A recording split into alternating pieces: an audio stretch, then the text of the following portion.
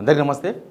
జీవన్ రెడ్డి గారు ఇంకా ఆల్మోస్ట్ ఇంకా కొన్ని గంటలు అంతే ఆయన పిఆర్ఎస్లో చేరబోతున్నాడు. బట్ ఇది మామూలు చేరిక అయితే కాదు.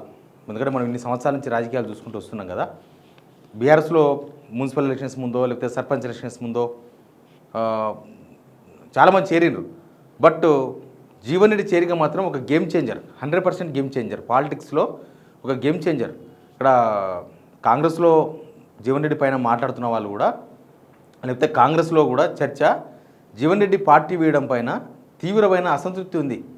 దానికి తోడు ఆయన బీఆర్ఎస్లో చేరడం ఇంకా వీళ్ళను కొంత టెన్షన్ గురి చేస్తుంది, కొంత భయానికి గురవుతున్నారు. ఎందుకంటే రాజకీయాలు ఒక పెద్ద విషయం జరగాల్సిన అవసరం లేదు, చాలా చిన్న విషయంతోనే చేంజ్ అయిపోతుంటాయి. ఇప్పుడు రాష్ట్ర రాజకీయాలలో జీవన్ రెడ్డి చేరిక అనేది ఒక కీలకమైన పరిణామంగా కనిపిస్తుంది. అది బీఆర్ఎస్కు పెద్ద బూస్టు. కాంగ్రెస్ గవర్నమెంట్ మీద ఉన్న వ్యతిరేకత ఇప్పుడు పెరిగిపోతుంది. ఇప్పటిదాకా స్పీడు *2 ఉంటే *10 అవుతుంది అనమాట. 10 మొత్తం మారిపోయే అవకాశం కనిపిస్తుంది. సరే, అన్ని విషయాలు మాట్లాడదాం. ముందు సబ్స్క్రైబ్ చేయండి, షేర్ కూడా చేయండి. నిజానికి జీవన్ రెడ్డి మిగతా లీడర్లాగా కాదు. జీవన్ రెడ్డిని పొగడాలనో లేకపోతే జీవన్ రెడ్డి కూడా పొలిటీషియనే కదా, ఆయనను మనం ఏదో చేద్దామని కాదు. బట్ మచ్చలేని నాయకుడు, దానిలో ఏం డౌట్ లేదు. సేమ్ టైం క్రెడిబిలిటీ ఉన్న లీడర్. ఇప్పుడు రాజకీయాలలో 4 సంవత్సరాలు 5 సంవత్సరాలు ఉంటే చాలు, వాళ్ళ ఆస్తులు ఎట్లా విరిగిపోతున్నాయి మనం చూస్తున్నాము, వాళ్ళ మీద వచ్చే ఆరోపణలు మనం చూస్తున్నాము, వాళ్ళ వ్యవహార శైలి మనం చూస్తున్నాము. అంతా మనం కళ్ళ ముందర కనిపిస్తున్న వ్యవహారం ఇది. కానీ జీవన్ రెడ్డి అలా కాదు. 42 ఇయర్స్ కాంగ్రెస్లో ఉన్నాడు. కాంగ్రెస్ మంచిగా ఉన్నప్పుడు ఉన్నాడు, కాంగ్రెస్ బాగాలేనప్పుడు ఉన్నాడు, కాంగ్రెస్ ఎక్కడ దిరాబాయ్ అన్నప్పుడు కాంగ్రెస్లోనే ఉన్నాడు. ఆయన అప్పుడు ఇప్పుడు ఎప్పుడు ఆయన ఆర్ఎండ్బి మినిస్టర్గా పనిచేసిన, ఇంకొక మినిస్టర్గా పనిచేసిన, వేరే వాళ్ళ క్యాబినెట్లో పనిచేసిన, వైఎస్ క్యాబినెట్లో పనిచేసిన, రకరకాల టీడీపీలో పనిచేసిన, నాదెండ్ల భాస్కరరావు గారి దగ్గర పనిచేసిన మినిస్టర్గా, ఎవరి క్యాబినెట్లో ఉన్న జీవన్ రెడ్డి అంటే జీవన్ రెడ్డి ఒక స్మార్ట్ పొలిటీషియన్ అంతవరకే. అంటే ఆయన ఓన్లీ డబ్బులు సంపాదించుకునే రాజకీయ రాలేదు, ఫస్ట్ పాయింట్. రెండోది ఏంటంటే ఆయన మీద ఎవరు ఆరోపణలు చేయలేకపోతున్నారు. మీరు గమనించండి, ఎందుకు గేమ్ చేంజర్ అవుతుండు, ఎందుకు జీవన్ రెడ్డి అంటే జీవన్ రెడ్డి చేరిక అనేది కేవలం జగిత్యాలకు సంబంధించిన విషయం కాదు. జగిత్యాల అనేది ఇంపార్టెంట్ సెంట్రిక్ పాయింట్ కావచ్చు కాక, కానీ ఉత్తర తెలంగాణలో జీవన్ రెడ్డి చేయడం అనేది బీఆర్ఎస్కు ఒక పెద్ద ఊపిరిలాగా కనిపిస్తుంది. ఇప్పుడు చాలా కాన్స్టిట్యున్సీలో, ఇప్పుడు శ్రీధరబాబు మంతని కాన్స్టిట్యున్సీ కావచ్చు, లేదా ధర్మపురి లక్ష్మణ్ గారి కాన్స్టిట్యున్సీ కావచ్చు, లేకపోతే రామగుండం లాంటి కాన్స్టిట్యున్సీ కావచ్చు, ఉత్తర తెలంగాణలో ముఖ్యంగా జీవన్ రెడ్డి ప్రభావం 100కు 100% ఉంది. వాళ్ళకు కూడా తెలుసు ఆ విషయం. అందుకే ఎవరు మాట్లాడతలేరు. కాంగ్రెస్లో ఎవరో కొంతమంది బాగా తక్కువ స్థాయి ఉన్న వాళ్ళు మాట్లాడుతున్నారేమో, కానీ 1 to 100 తీసుకుందాం. 1 అంటే రేవంత్ రెడ్డి దగ్గర నుంచి స్టార్ట్ చేద్దాం, ముఖ్యమంత్రి. 2 అంటే పీసీ చీఫ్ అనుకుందాం. మనం 1, 2, 3, 4, 5 అట్లా 100 మంది లీడర్లు, మంత్రులు కావచ్చు, పార్టీలో ఉన్న ఎమ్మెల్యేలు కావచ్చు, ఇట్లా తీసుకుంటే ఎవరు కూడా జీవన్ రెడ్డిని వేలెత్తి చూపలేకపోతున్నారు. జీవన్ రెడ్డిని ఎవరు ప్రశ్నించలేకపోతున్నారు. ఎందుకు అంటే ఏం మాట్లాడాలి జీవన్ రెడ్డి పైన?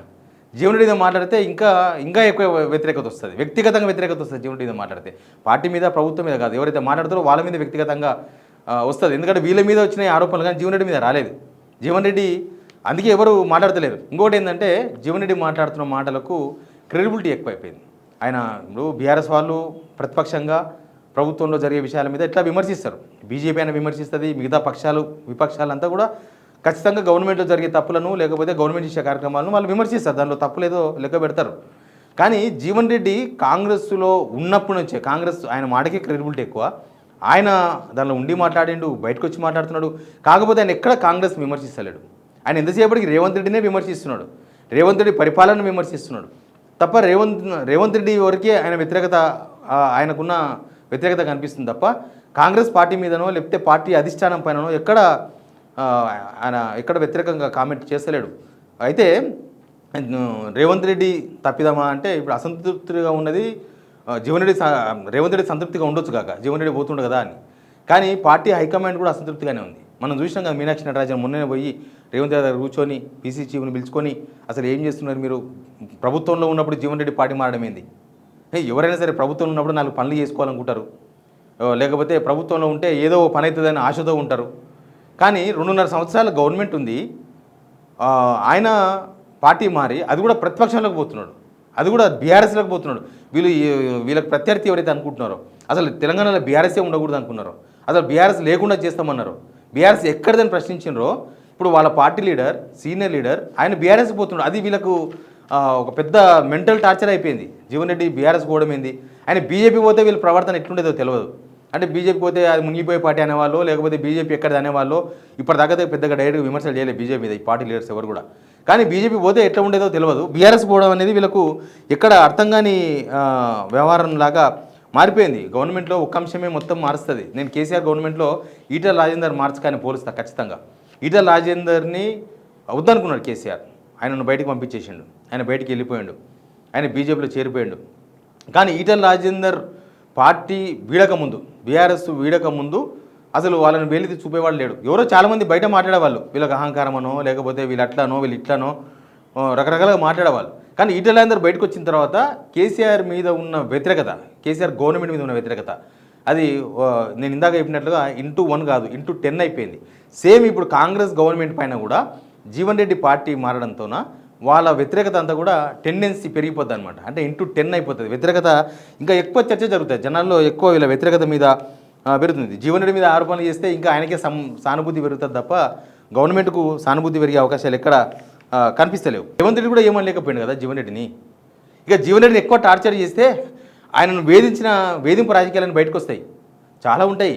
కేవలం ఆయన ఉన్న ఇల్లు దగ్గర వార్డు మెంబరా కౌన్సిలర్ను ఇవ్వకపోవడం, కౌన్సిలర్ అభ్యర్థి కూడా ఈయనకు ఎంచుకునే అవకాశం ఇవ్వకపోవడం, సంజయ్ మన్స్కి ఇవ్వడం కాదు. అసలు జగిత్యాల్లో నాకు చెప్తున్నారు, లోకల్గా ఉండే ఆఫీసర్లకు అందరికీ స్ట్రిక్ట్ ఆర్డర్స్ అంట. జీవన్ రెడ్డి కాంగ్రెస్ ఉన్నాగానే ఇవన్నీ లాస్ట్ ఒక 5-6 months బ్యాక్ నుంచి నడుస్తున్నది. జీవన్ రెడ్డి మాట వినొద్దు, జీవన్ రెడ్డికి సహాయం చేయొద్దు, జీవన్ రెడ్డి చెప్పే పనులు చేయొద్దు. మరిగా ఇట్లాంటివన్నీ బయటకు వస్తాయి. ఆయన ఎక్కువ మాట్లాడితే ఆయన ఇట్లాంటి వేధింపులన్నీ కూడా బయటకు వస్తాయి. జీవన్ రెడ్డి ఏం చేసిండు, వ్యతిరేకత ఆల్రెడీ ఉన్న వ్యతిరేకతను ఈయన ఇంత పెట్రోల్ పోస్తుండు, ఈయన ఇంత అగ్గిపులగిస్తుండు, ఈయన లైటర్ పెట్టిండు, అందుకే వ్యతిరేకత పెరిగిపోద్ది అని చెప్తున్నాం. ఏంటంటే మంత్రి లక్ష్మణ్ మాట్లాడాను పదవుల కోసం పోతున్నాడని. ఎవరైనా పదవుల కోసం కావాల్సిన వాళ్ళు అధికార పార్టీలోకి వస్తారు. అధికార పార్టీలో లేని పదవులు ప్రతిపక్షంలో ఏమి ఉండవు.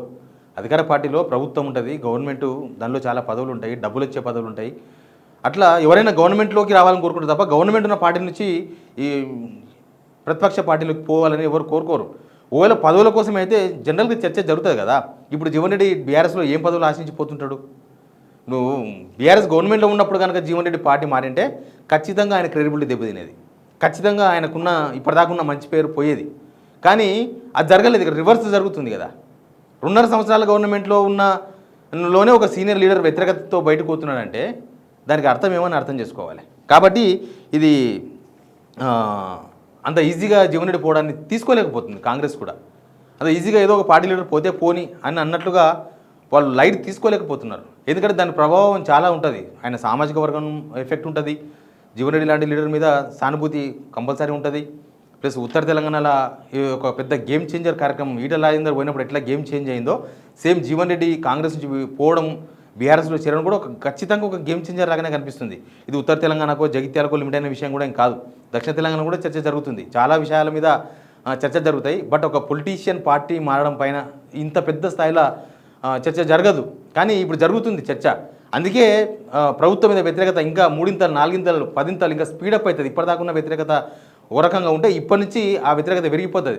ఆ వ్యతిరేకత పెరిగినప్పుడు ఎవరికి ప్లస్ అవుతుంది, ఆయన బీఆర్ఎస్లో చేరుతున్నాడు కాబట్టి, ప్లస్ బీఆర్ఎస్ వాళ్ళు యాక్టివ్గా ఉన్నారు కాబట్టి, బీఆర్ఎస్ వాళ్ళు ఇంకా ప్రోయాక్టివ్గా వ్యవహారంగా చేస్తున్నారు కాబట్టి ఖచ్చితంగా ఆ క్రెడిట్ వాళ్ళకే పోతుంది. బీజేపీ వాళ్ళు ఆ క్రెడిట్ను ఉపయోగించుకునే పరిస్థితుల్లో లేరు. అందుకే జీవన్ రెడ్డి చేరికను కూడా బీఆర్ఎస్ వాళ్ళు చాలా ప్రతిష్టాత్మకంగా తీసుకున్నారు. చూసినరా, ఏదో పార్టీ ఆవిర్భావ సభలో లేకపోతే పార్టీ ప్లీనరీలో లేకపోతే పార్టీ ఆవిర్భావ దినోత్సవం రోజు నిర్వహించే సభలాగా చాలా గ్రాండ్గా సభ పెడుతున్నారు వాళ్ళు. అందరూ ఇన్ఛార్జీలను పెట్టి, మాజీ మంత్రులు ఇన్ఛార్జీలను వేసి ఖచ్చితంగా జనాలందరినీ తీసుకురావాలని చెప్పి దానికి ఒక కమిటీలు వేసుకొని అట్లా చేస్తున్నారు, అంత గ్రాండ్గా చేస్తున్నారు. కాబట్టి ఇది ఒక గేమ్ చేంజర్ ప్రోగ్రామ్ అని ఖచ్చితంగా చెప్పొచ్చు. పార్టీ మారిన ఎమ్మెల్యేలు ఉన్నారు కదా, 9 మంది పటాన్చెరు ఎమ్మెల్యేలు వదిలేస్తే ఆ 9 కాన్స్టిట్యున్సీలలో ఎవరైతే అసంతృప్తిగా, అంటే ఆల్రెడీ పోటీ చేసి ఓడిపోయిన వాళ్ళు ఉంటారు కదా, ఇప్పుడు భీంభరత్ కావచ్చు, లేకపోతే పోచారం శ్రీనివాస్ రెడ్డి దగ్గర ఏనుగు రవీందర్ రెడ్డి కావచ్చు, ఇట్లాంటి వాళ్ళని కూడా రేవంత్ రెడ్డి సంతృప్తి పరచలేకపోయాడు. వాళ్ళంతా తీవ్రమైన అసంతృప్తితో ఉన్నారు. ఇప్పుడు జీవన్ రెడ్డి పోవడంతోన పార్టీ సీనియర్లు కూడా తీవ్రమైన అసంతృప్తితో ఉన్నారు. ఏంది ఇది, ఇట్లాంటి లీడర్ కూడా మనం పోగొట్టుకుంటామా అని. ఇది ఒక వ్యూహం రేవంత్ రెడ్డికో లేకపోతే వాళ్ళ పార్టీకో వాళ్ళ ప్రభుత్వానికో ఒక వ్యూహం, తప్పుడు వ్యూహం, ఇది ఖచ్చితంగా రాంగ్ వ్యూహం అవుతుంది. దీనికి ఖచ్చితంగా వాళ్ళు మూల్యం చెల్లించుకోక తప్పదు. ఎవరైనా సరే ఇట్లాంటి విషయాల మీద చాలా ఆచితూచి వ్యవహరించాలి. కేసీఆర్ కూడా మూల్యం చెల్లించుకున్నాడు కదా ఈటెల రాజేందర్ పోవడంతోనా సేమ్ ఎవరైనా చెల్లించుకోక తప్పదు అది. ఇప్పుడు ఈ గవర్నమెంట్ కూడా జీవన్ రెడ్డి వదులుకోవడం అనేది ఖచ్చితంగా మూల్యం చెల్లించుకోక తప్పదు. ఆ మూల్యమే గేమ్ చేంజర్. ఆ గేమ్ చేంజ్ ఎట్లా అవుతుంది ఏం కథ అనేది మనకు ముందు అర్థమవుతుంది. బట్ జీవన్ రెడ్డి చేరిక మాత్రం 100% గేమ్ చేంజర్ కాబోతుంది. Please subscribe.